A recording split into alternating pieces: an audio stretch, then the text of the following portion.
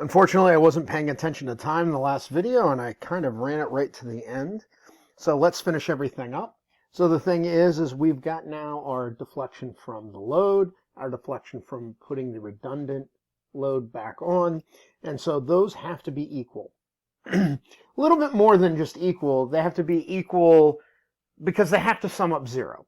So one has to be equal to the negative of the other, or basically that are, oops, sorry about that. The load, the deflection from the load plus the deflection from the reaction has to be equal to zero. And that should make sense because the deflection from the load was growing, positive. Deflection from the reduction force, the redundant force needs to be negative because it's compressing, so that should be zero. So if we add those together, what do we have? I've got 1.125 times 10, ooh, sorry, not e to the 10, e to the 9th, over my modulus of elasticity minus 1.95 e to the 3 times FB over E equals 0. And so this is the reason why we weren't worried about E, because I can multiply through by E.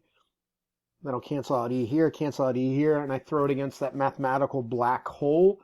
0 times E will be 0. And I've got one equation, one unknown. If I bash those numbers out, you should have gotten 577 kilonewtons of force. So that is how much the reaction at B is. How do we find out the reaction at A? Go back to that initial statics equation where we said FB plus FA would have to equal 900 kilonewtons.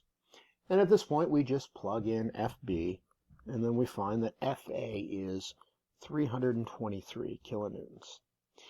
Now, as I said, I've done this with the method of superposition. If you've done this with compatibility equations, you should have gotten the exact same numbers.